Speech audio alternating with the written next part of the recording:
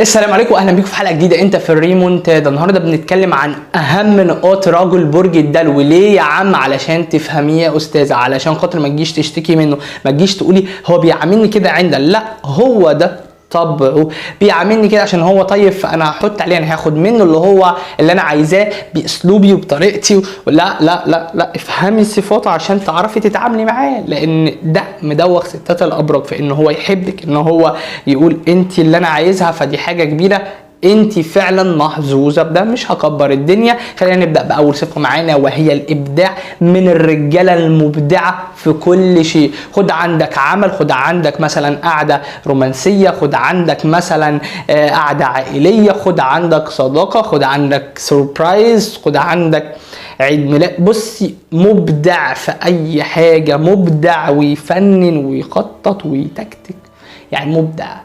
الاستقلالية من أهم صفاته، مستقل، يحب الاستقلالية.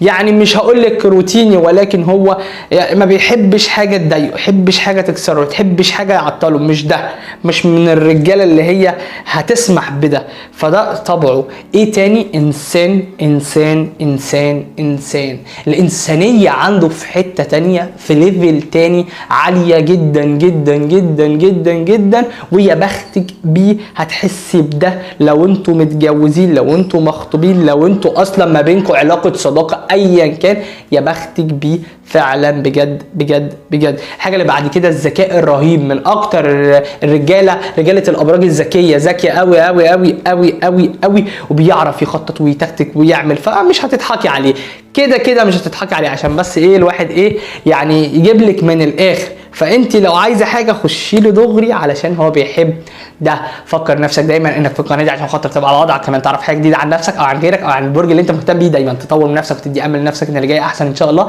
بتعبك وصبرك واجتهادك، وقبل اي شيء ربنا هو ليه حكمه يديك اللي انت عايزه في الوقت المناسب. لا اكتر رايك دوس لايك الفيديو او ديس لايك، عبر عن رايك براحتك.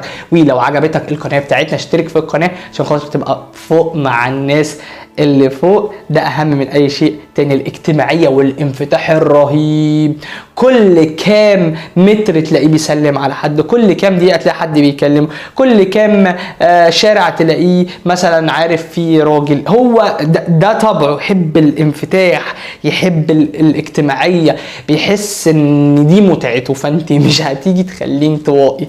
لو حبان انطوائي ما ينفعش يعني تقولي له في وشه، هيبعد عنك.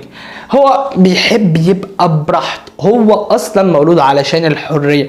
مش انت تحبسيه، مش انت ما تقولهوش ما تنزلش على القهوه، لا، علاقتكم مش هتكمل. وعلى الرغم من ذلك، من اهم صفاته ان هو بيحب التحدي والمغامره ويلا بينا ومش عارفه ايه. هو جواه كده، جواه كده. واوقات كتير جدا في نفس التوقيت مش عايز، اتخنقت، ولكن ما بيكرهش التحدي. خلاص اتخنقت، مش عايز ده، مش حاسس ده.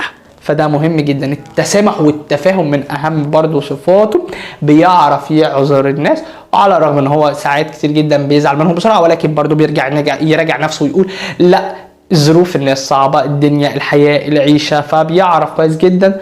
يعني انا بشوف ان هو في النقطه دي يعني من الابراج الجميله فعلا فعلا، ومن اهم رجال الابراج الحلوه في النقطه دي، لان مش اي حد يعذر كده. التكيف، حطيه في اجواء عائليه يتكيف، حطيه في اجواء اطفال مع اطفال يتكيف، حطيه في شغل غير شغله خالص كان بيشتغل مثلا في التبريد والتكييف، حطيه في مصنع بترول، حطيه مثلا في ميكانيك، بيعرف يتكيف. ودي من اهم صفاته. من احلى صفاته واروق صفاته الدم الخفيف. ما تقعديش تتريق عليه انت دمك خفيف على الفاضي، لا، هو بيحب يضحك يهزر.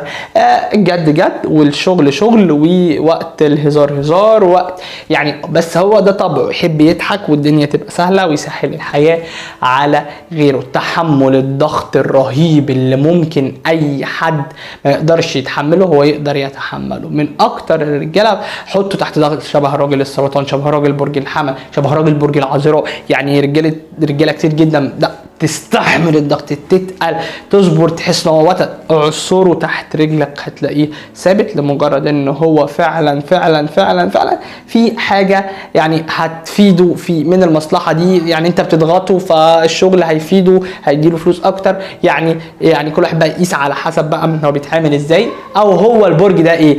اوعى تتردد في لحظه انك تكتب لي تحت في الكومنتات عن اي طلب انت عايزني انفذه لك. انا هنا عشان خاطر اساعد حضرتك واوصلك اللي انت عايزه. سلام عليكم، استنوني في حلقات جديدة.